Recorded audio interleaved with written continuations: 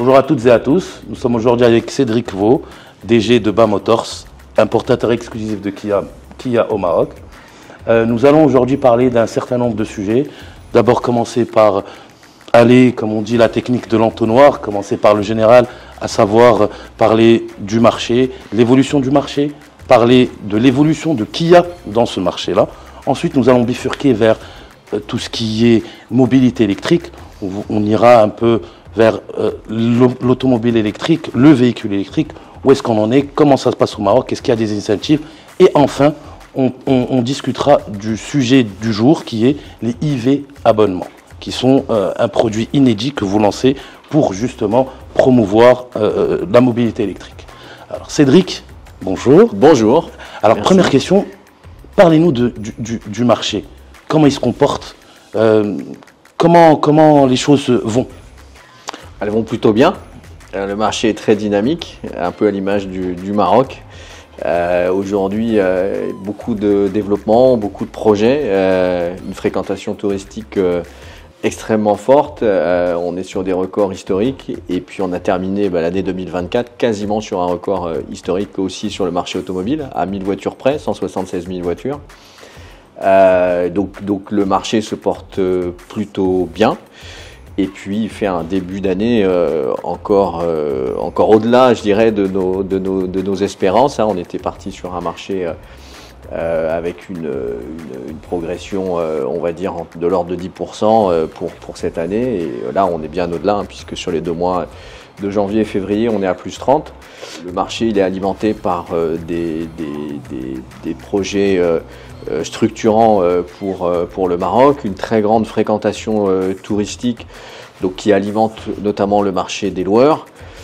Tout ce qui est projet, ça alimente aussi le marché utilitaire. Le marché utilitaire est en très très forte progression.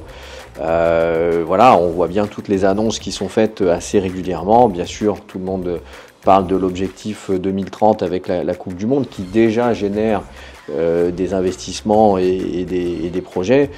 Donc voilà, on est sur des projets qui sont très structurels, c'est-à-dire qu'on peut parler d'urbanisme dans les grandes villes, on peut parler de transport, il y a des projets sur l'extension par exemple des aéroports, sur les infrastructures routières. Donc tout ça, ça alimente assez bien le marché. Les nouveaux acteurs aussi, il y a des nouveaux acteurs, il y a de nouvelles gammes de produits. C'est ça, c'est-à-dire qu'on est à un moment où l'offre et la demande bougent. Donc là, je viens de parler de la demande et vous avez raison.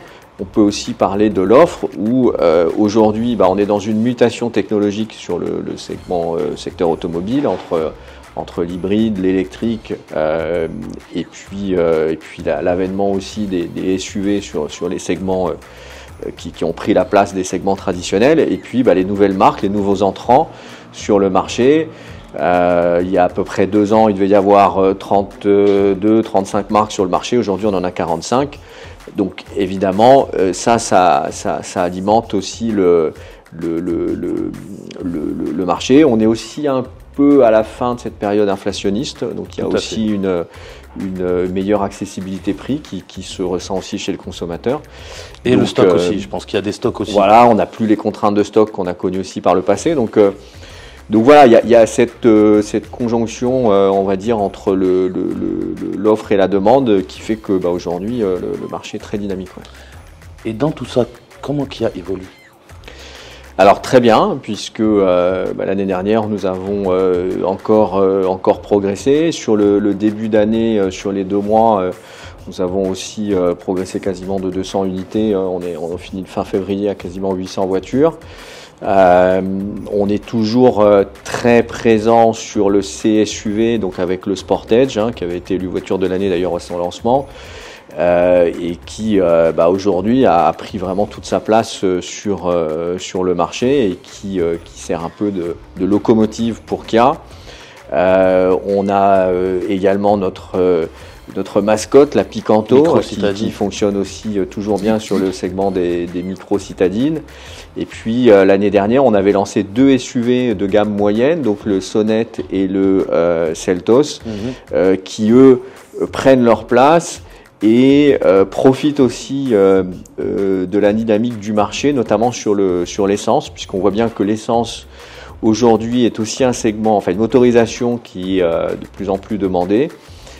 Donc sur ces deux modèles-là, on a réalisé aussi de très bons démarrages. Donc on est plutôt confiant pour la suite et très content aujourd'hui de nos performances. Ouais.